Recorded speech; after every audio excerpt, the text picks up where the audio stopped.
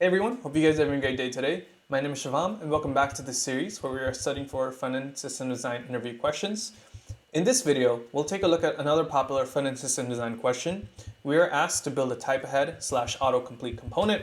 So the component itself would look something like this. So you might have seen this before. If you go on Google and you start typing any specific keywords, you'll start getting a list of recommended results back, and then you can go ahead and click those results and so forth. So that is what we'll try to build in this session.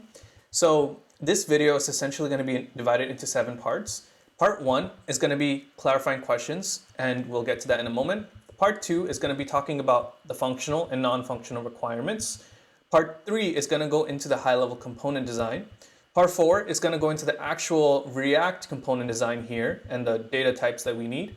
Part 5 is the expected response that we would expect to see from the server. Part 6 is edge cases. We'll talk about both infinite scrolling and caching in this case.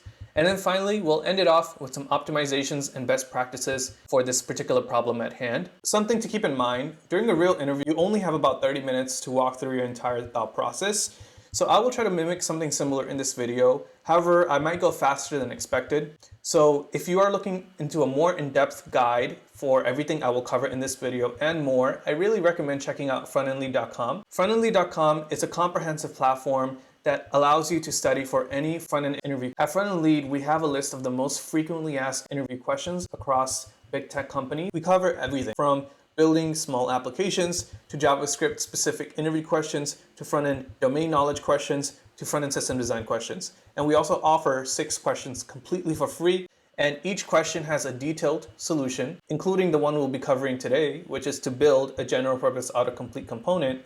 Each article is in-depth and also showcases all of the graphics that are shown in this video. And for a limited time only, we are offering a 20% discount code. So if you use the code 20OFF, you will get a discount. With that, let's get started with the video. So the problem at hand asks us to build a general purpose Typeahead component. So first and foremost, we want to ask some clarifying questions to our interviewer. We want to first ask what kind of results should even be supported in our Typeahead component. For instance, in this screenshot above, if you notice, we have some businesses that show up. We also have some songs, we have some characters. There's variations of different types of results being returned. So what types should be supported?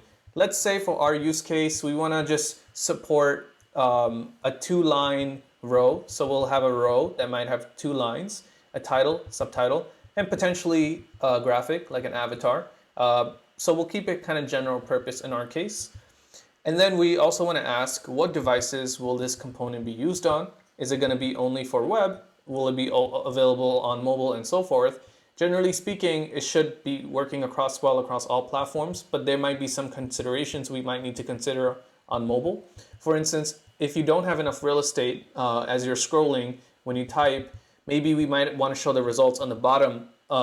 We might want to show the results on top of the search bar rather than below the search bar, depending on the real estate and the space that we have. The next question we can ask is, do we need any kind of fuzzy support search on the client? What is fuzzy search? Fuzzy search basically allows us to, as we're typing, it will do a fuzzy search on all of the results. So it can return slightly more irrelevant results because it compares similarities between 2 strings, but will only return results based off of the key words you're entering in your string. So it's not a strict match, it's a fuzzy search. The Levenshtein distance is one of the algorithms used to build fuzzy search. Essentially calculates the distance in similarities between 2 strings. There's more context on FrontendLead for this, but I think it might be slightly out of scope. We'll just handle fuzzy search on the backend, and the clients don't really need to worry too much about that. We should also ask, do we only want to allow the ability to hit an endpoint, or should we allow enough configurability to support client data to be searched through without hitting an endpoint? What this basically means is that our general purpose component, are we only limiting it to an API endpoint where we actually get the results from? Or can we also allow the client to specify a static set of data results that can be searched through? So in this case, I think we should try to make it as configurable as possible, and we'll try to apply both. And last but not least, are we wanting any kind of offline usage? Generally speaking, for Typeahead components, you do require a network connection. But if we are offline, we can show a good experience. We can show that a toast maybe saying that you are offline for now. And we can use our caching, which I'll also dive into in a moment, and use the results from our cache to actually show the results in the meantime if the user is offline. So now let's jump into the next topic, which is the functional and non-functional requirements. So in terms of functional requirements, again, we want to keep this simple. We want to make sure our component is generalized enough to be plugged and played anywhere. Any consumer across any product surface should be able to take our component and plug it in and be able to pass in the data or the API, and it should just work out of the box. The input field UI and search results UI should be customizable. So we should allow our consumers to update the styling and even what the results might eventually look like based off of how they are configuring the component. And finally, we can support both async and static data. I kind of touched upon this previously, but we can support API data and also support static data. So now let's talk about the non-functional requirements. So first and foremost, we should support all devices and screen sizes to make it mobile friendly. It should be highly configurable. We'll have a client-only API. We'll have a server-only API. And some of the edge cases, and I'll do a deeper dive into this in a moment. But first is we want to support infinite scrolling. This is one giant long list, so you want to be able to scroll through it efficiently. Next is caching. Again, we'll dive deeper into this, but with caching, we want to make sure that we are not essentially keep requesting data to the server and so forth. Then again, we also want to talk about retries.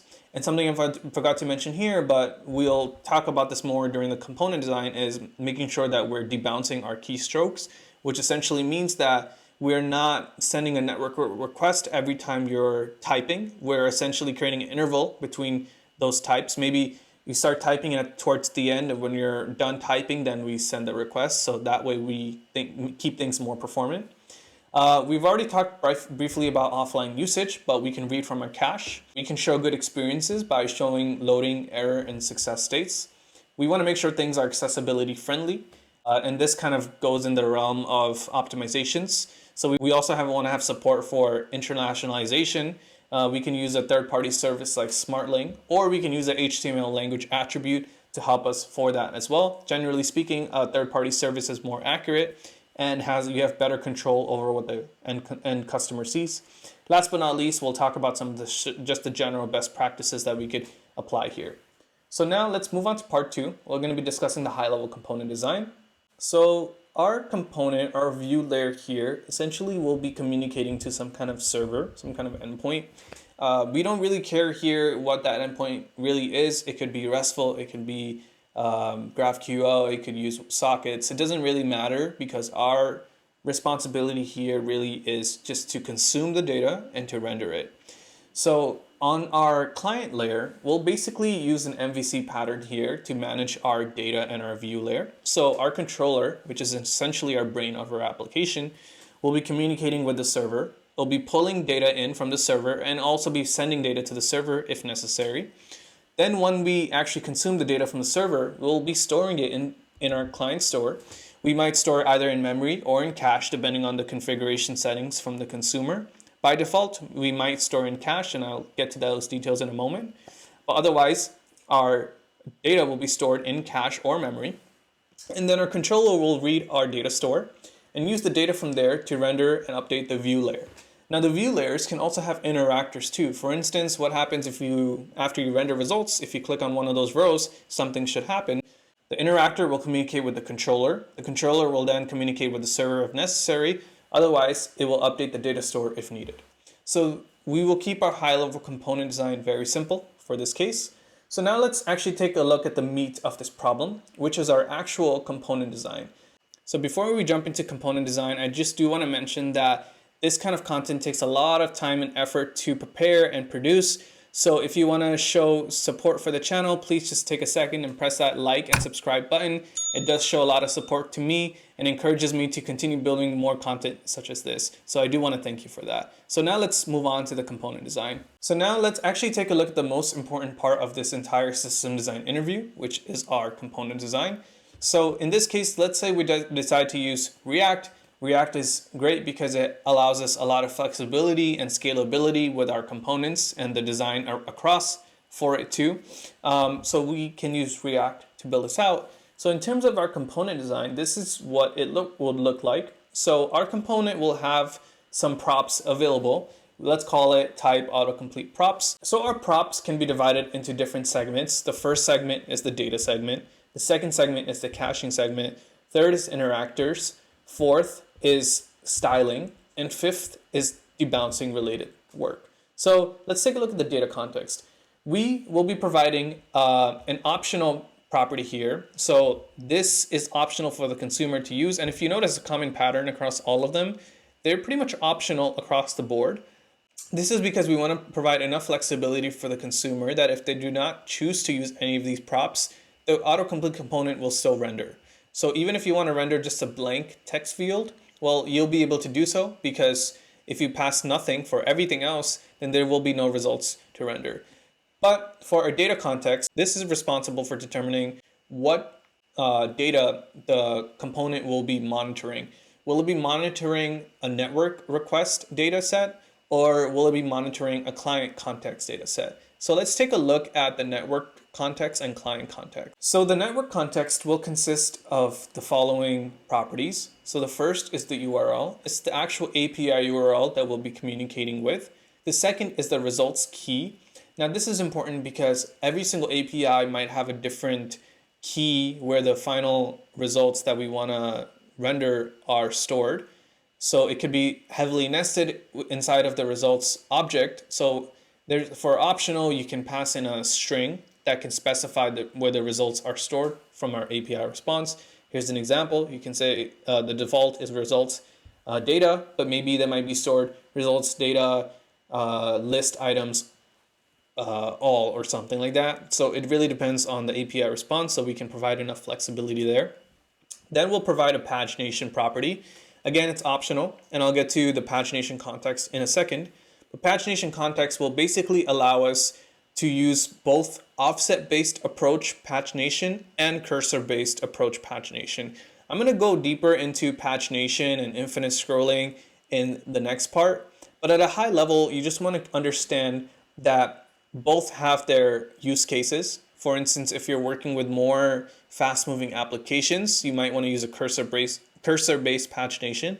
If you're working with more normal data that is not as real-time, then you might want to use offset-based. But we can provide the opportunity and the option for both. So our pagination context will first specify what kind of offset you're looking for. Our type will provide what kind of pagination type you're looking for. Is it offset-based? Is it cursor-based? And so forth. Our second is the page itself. This will apply to offset and for next cursor. So the next is the page itself. So if you're using an offset-based approach, you might want to jump to a specific page, so you can pass that in. By default, we might start it at 0. Then it's limit. The limit is the number of results being returned from the server. This will apply not only to the offset-based approach, but also cursor-based pagination approach. Last but not least, the next cursor. Now, if you are using the cursor-based approach, the server will provide to you the next available cursor to utilize. So we can provide that as well as part of our API response. So now jumping back into the network context, after pagination, we want to discuss retry count. What this signifies is, what if the API fails to return results? Maybe the API errored out. We should allow the consumer enough flexibility so that they might be able to specify retry count. So maybe by default it's set to 0, but if you specify to 3, our component will try to hit their API, and if it fails, it'll retry again, and if it fails, it'll retry again up to 3 times, and if it fails after that, then it won't retry any further. This just allows more flexibility for the consumer and makes sure that we are catering to their needs. Next is the timeout duration in milliseconds. This essentially lets the consumer know that, hey, there's a timeout duration specified to the API endpoint, and if it hits that timeout duration in milliseconds, we will actually just do a timeout and stop requesting data from the server. But you can definitely increase or decrease that threshold if you choose to do so. So that is the network context. The second is the client context, which is right here. The client context is quite simple. You're basically are just going to be taking a static list of data and using that to render. So it'll take in a results list, which is a type of autocomplete result. Autocomplete result essentially is just the data we need to render each individual row. So it can contain a title, subtitle, avatar, and action type. So title, subtitle, avatar, pretty straightforward, just optional strings. If we don't get it back, we just don't render that specific content. Action type is an optional action type. And what is an action type? An action type essentially allows us to specify various different types of things to occur if you click on a particular row. So for instance, most cases you might want to just do some kind of deep link or some kind of like link out after you click a particular row. But there could be other use cases where you might want to click it and it expands into more data. So we can make this highly configurable and allow these different types, and our component could be smart enough to take these types into account and handle the appropriate action with them. Now, depending on the type specified here, there might be specific metadata needed for that specific type. So for instance, for deep link, we might need a URL string.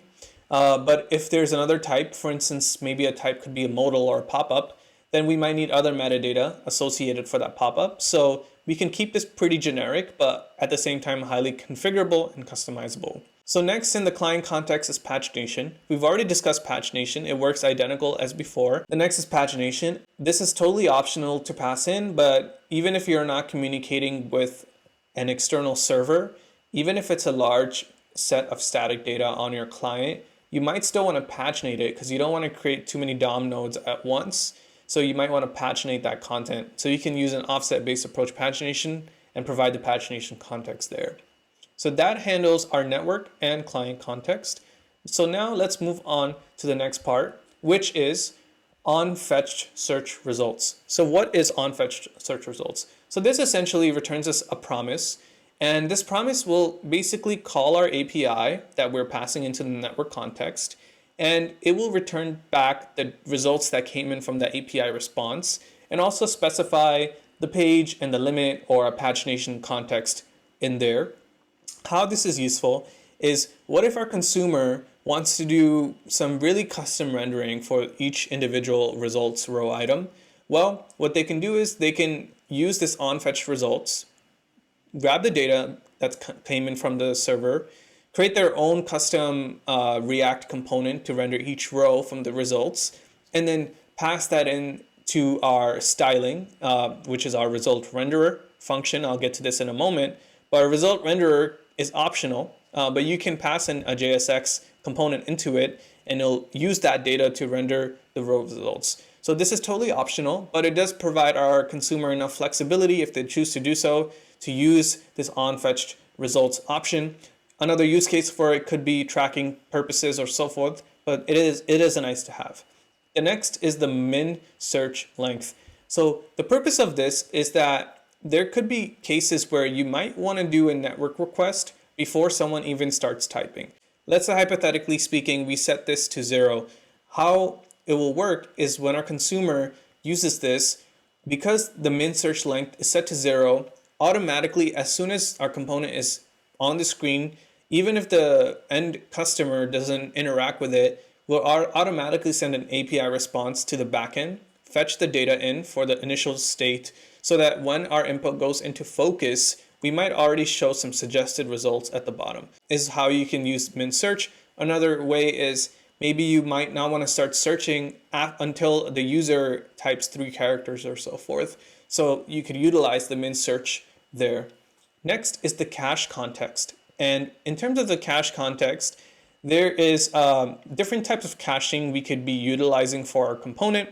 If we're using GraphQL, we could use things such as the network only cache. We can use network and cache, or we can just use a strict caching mechanism. A strict caching mechanism could use things such as local storage or IndexedDB or session storage or so forth. So that is our cache context. Next is interactions. So for interactions, it's essentially anytime the consumer is actually interacting with the input field.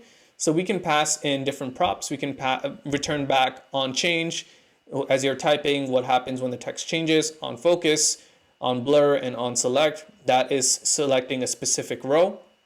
And this will return back an event handler row, meaning that we will actually return back the row data that you clicked on. Maybe you might need to use the context of the row ID or the row URL, but we will provide this on select available. So next is styling. In terms of styling, we want to make this very, very configurable. So first is a style prop, which is a style object, just a regular JavaScript inline CSS and JS object where you can specify your styling. That way we can allow the consumer to make things highly configurable and customizable if they choose to do so.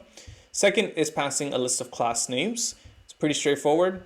Third is the result renderer. I kind of already briefly touched upon this, but basically this is an optional prop that will return either a function or a JSX that you can pass in. And basically this allows the consumer to render the results row any way they see fit. They don't have to just use the default behavior that we're providing. Next is the opportunity for the consumer to truncate long strings for each row. So if the row strings are quite long, they might want to truncate them. By default, we might set this to true, but they can choose to set this to false if they do so. And then the next is, should we autofocus on each individual field?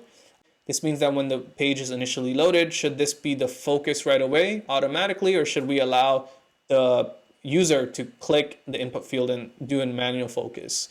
Next is very important, is debouncing. Should we enable or disable debouncing? By default, we should enable debouncing.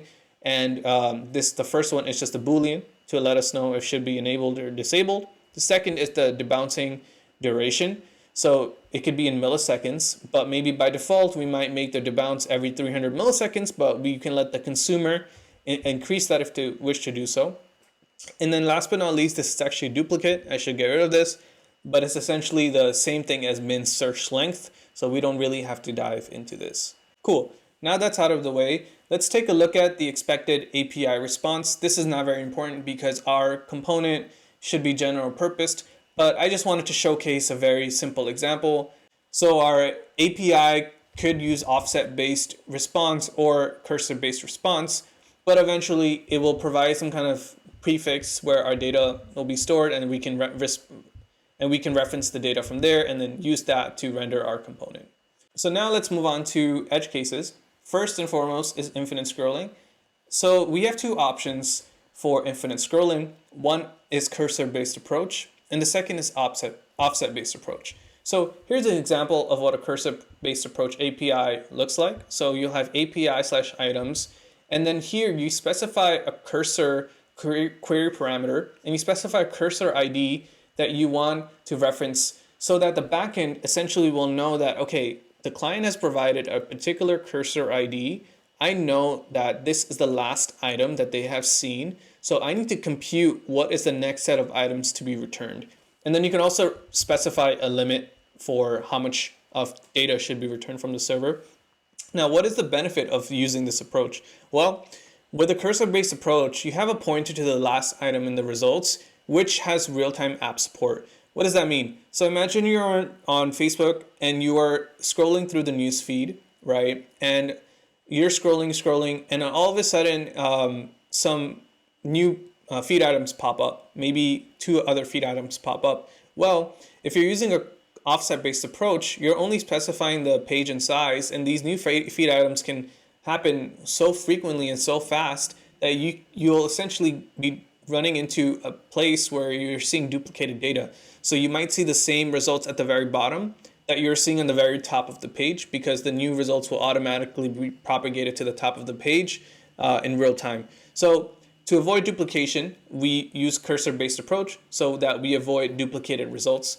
The big con here is that you can't jump to specific pages, but here's an example of a cursor-based approach request and response. So a request looks like this.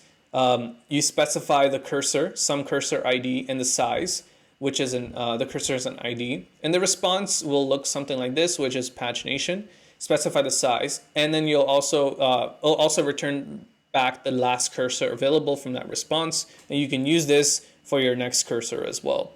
So now let's take a look at the offset-based approach. So offset-based approach, looks something like this, where you have /API/items, and they specify a page and then a size. The page essentially represents what page you're currently on, and the size, similarly to before, the amount of data you want to be returned from the server. So what is the pros of the offset-based approach? First, it's kind of simple. It's easier to understand because you're building an offset. So it's just easier to implement on the client and the server. The pros is you can jump to any page and size, and you can't do that with the cursor-based approach. With a cursor-based approach, you're really limited to the specific context you're on. Offset-based, you can jump to a specific pages. So if that's one thing you're looking for, then offset would be a better approach. I already mentioned that's easier to implement on the backend and on the client too. And last but not least, you can see all of the page length. You can just return back total pages and you can see the page length. The cons here, again, is real-time updates can cause stale data. Kind of already showed an example earlier of using a newsfeed, but that is the big con here. And also, as the query size increases for the offset-based approach, the fetch on the server will dramatically grow too. That means that the calculation and computation through the SQL query, when you're actually trying to fetch a very, very large offset with page, will dramatically grow and essentially will cause performance-related issues. Well, here is an example of an offset-based approach, pagination. So our request will provide a page and a limit. The page, again, is what specific page you're trying to view, and the limit is the size of the data being returned. And then our response will essentially use the pagination. It'll return back the size, the page that was requested, will specify if there's a next page available, and the total number of pages available. So that is the difference between the offset and cursor-based approach. The next thing we want to talk about is the scroll behavior itself. How do you actually go ahead and implement infinite scrolling? So there's two options for implementing this. One is using intersection observer, and the second is using window.scroll. So what is the difference between the two? Let's first actually talk about window.scroll here. So window.scroll is natively built into every browser. It has really good backward support. It's highly configurable. You can build window.scroll and configure it however you want. However, it's extremely not performant out of the box. Basically, every time you scroll, each individual pixel is calculated on the screen, and then you have to do your computation based off of each individual pixel that is scrolled on the screen. And you might have to do a lot of customization to sort of get in par with what intersection observer already is. By the way, if you're interested, I have a video where I've built an intersection observer from scratch using window.onScroll. This is actually a pretty popular front-end engineering interview question too. So if you're interested, I will leave a link to that somewhere on this screen. But now let's take a look at the intersection observer. So what is the intersection observer? Intersection observer is essentially built for this use case to handle things such as this, where as you're scrolling, you can specify target nodes and do something when the node is visible on the screen and when it's not visible on the screen. One big benefit of an intersection observer is that it does not run on the main thread. JavaScript is single-threaded, so any kind of high computation that you might be doing on the main thread will block the entire thread. So the benefit of the intersection observer, it already is running on a secondary thread, so it won't block your main thread. It's built in performant API to handle infinite scrolling.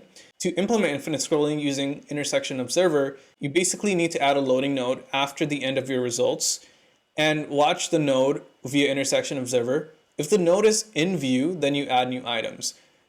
Finally, you can also specify a good threshold, so you don't have to be right at the end of the node to load the next set of content. You can provide a threshold, maybe 200 pixels above the node that you're monitoring, so that you can create a request before you hit the end of your screen.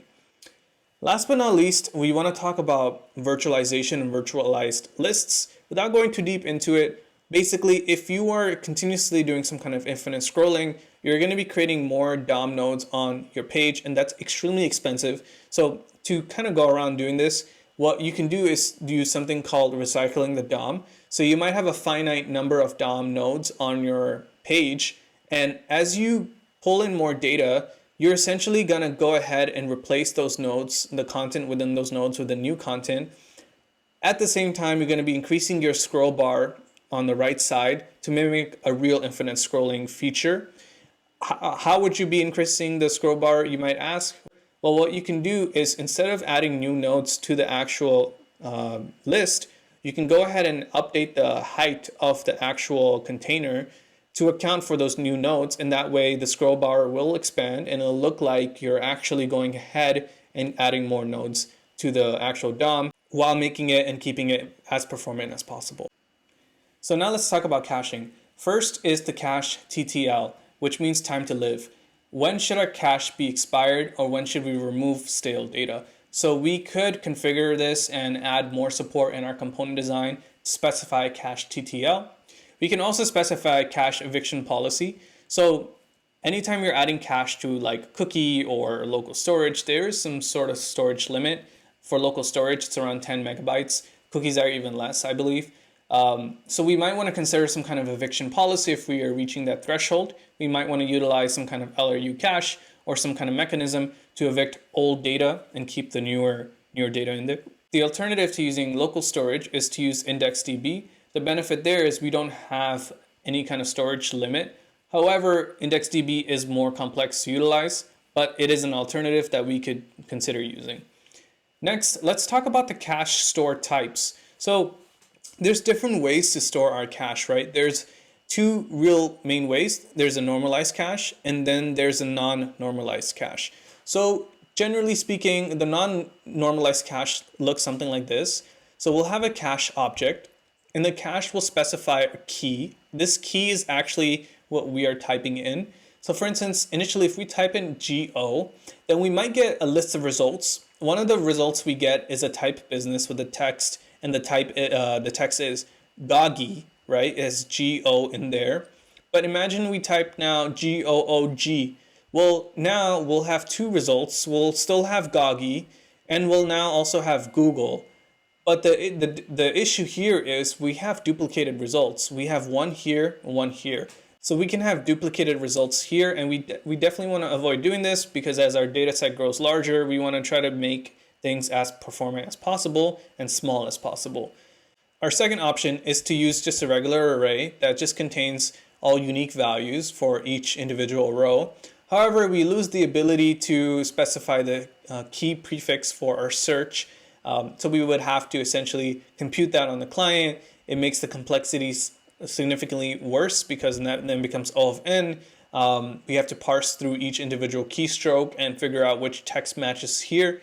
So this is definitely not a good option. If you were to use a non-normalized cache, definitely take this approach. The alternative is to use a normalized cache. This is significantly more important. So what we do here is we have a combination of both A and B here. What we do is, one, we use something called results here. And results will specify an object, and each object will have an index like 1, 2. And then the actual value is going to be the unique value that's being returned from the server. And then we'll have a secondary property here called searches. And in here, we'll use the prefixes that we mentioned before, so GO and GOO. But the benefit here is the value can actually be specified to our results individual key. So we'll say results 1 is GO1, and then GOO is 1 and 2. And this way, things are a lot more performant. We still have the most optimal prefix-based approach, and we have the most optimal way to actually referencing the actual values. So this is significantly more performant. So if you have the option to do either or, I would probably advocate for using a normalized cache. The only downsides there is a little bit more complex to set up, but in the long term, it is a lot more performant. Next is talking about API retries. So we kind of briefly already touched upon this, but we can specify a retry count so that the consumer can retry the APIs multiple times if necessary. So how does concurrent requests work and which one to respect? Well, imagine we don't have debouncing built into our input field and we type in 3 letters. So we're going to send 3 requests to the server, and these all sent essentially around the same time. Well, how do we know which one to respect, right? Because technically speaking, even though the first letter was sent first, there's no guarantee that the first letter, which was sent first, is the one that's going to be returned first, right? Number 3 that was sent last could also be returned first. So we want to make sure that the last request is the one to be respected. Now, how can we implement this? Well, there's different approaches. One is we base it off the last request being the most respected, or if we have caching in place, such as a normalized or not non-normalized cache, well, it doesn't matter which request came in first or last. We're storing the request response, and we're not going to be going ahead and repeating those requests. So that is caching in a nutshell. Now let's finish this off with some optimizations. So first is supporting accessibility. We want to use semantic HTML, which supports area labels that helps with screen readers. We can use labels such as role equals list box for results. Then we can use a role equals combo box for input field. Area autocomplete equals both for both autocomplete interaction and single and multiple. We also want to make sure things are tab index friendly. So keyboard support, so you can tab through everything with the tab on your keyboard. The next is we want to make sure things are high contrast, and we also support dark mode for people that may have color issues. Last but not least, let's talk about some best practices quickly here. You probably realistically might not have enough time to talk about this in your interview, but some best practices here is just in general, minify everything, make sure all your code is compiled and you're removing duplicated imports and so forth. Lazy loading what you can, code and images. Bundle splitting, making sure you're only importing what you need and you're splitting the bundles accordingly. Tree shaking, which is essentially the removal of dead code. Making sure you have unit tests and integration tests in place to test everything really, really thoroughly. Making sure you have enough observability in place in case something breaks or something goes down, you are able to fix that immediately. And last but not least, security, XSS, and course attacks. If you're curious to learn more deeply about these concepts, I'll leave a link to a video above. It's called Front-End System Design Fundamentals, which dives deep into each and every one of these concepts. And that is pretty much it. So we have covered everything. So we have covered our functional and non-functional requirements, our high-level component design, our actual component design, our expected API response, our edge cases, and finally, optimizations. So that's pretty much it. If you guys found this video helpful, take a second and press the like and subscribe button. And with that, I hope you guys have a great rest of your day and take care. Goodbye.